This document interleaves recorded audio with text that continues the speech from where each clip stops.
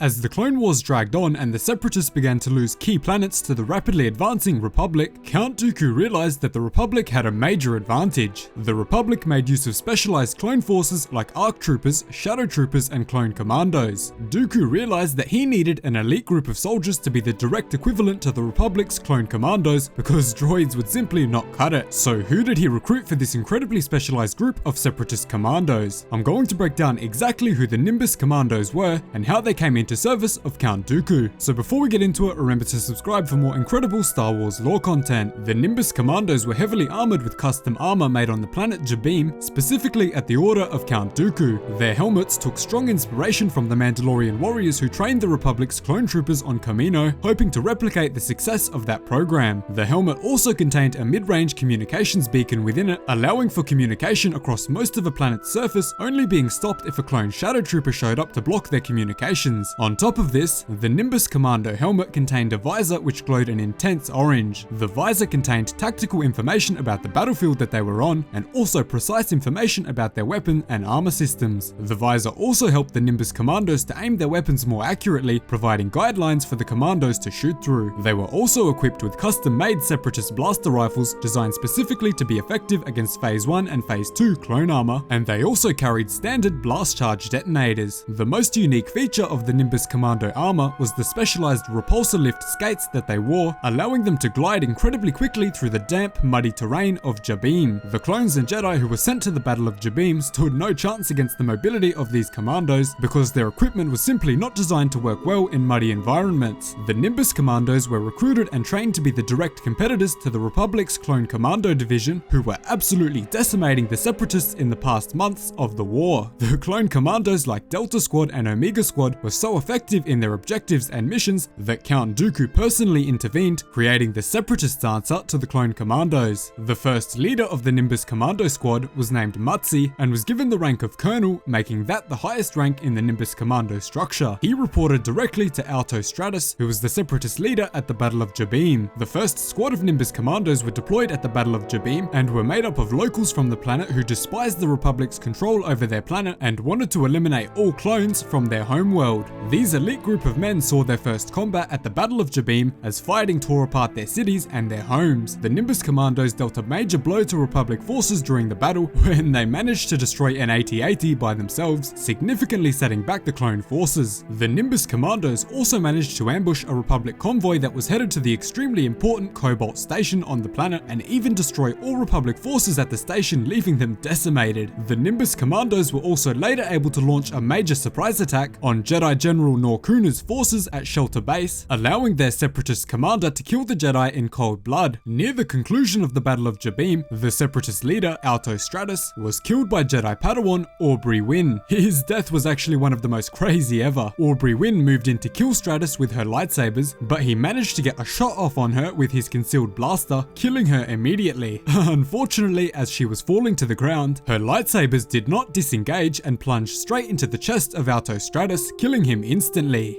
What an unlucky death. After Alto Stratus was killed, Colonel Matsi was left as the highest ranking officer in the Nimbus Commandos division, placing him in charge of all further operations. Despite the death of their leader, the Separatists came out victorious at the Battle of Jabiim, and the Republic forces were swiftly pushed off the planet. After the battle, the Nimbus Commandos remained stationed on Jabiim to protect their homeworld from any further threats. Once the Clone Wars had ended completely and the Galactic Empire had been formed, Colonel Matsi and the Nimbus Commandos allied themselves with Darth Sidious and his Imperial government, giving them the freedom to control their homeworld. The Empire also called on the Nimbus Commandos to perform high-risk missions when needed, but most chose to remain on Jabiim for the rest of the Galactic Civil War. The Nimbus Commandos were still active after the fall of the Empire and the establishment of the New Republic, but only a few of them ever participated in conflict after the Imperial era, with most choosing to defend their home planet and some becoming mercenaries around the galaxy. So that is the story of the Nimbus Commandos, the Separatist answer to the Clone Commando squads. Thanks so much for watching. Remember to smash the subscribe button for more awesome Star Wars lore content. Cheers guys, hope to see you in the next one.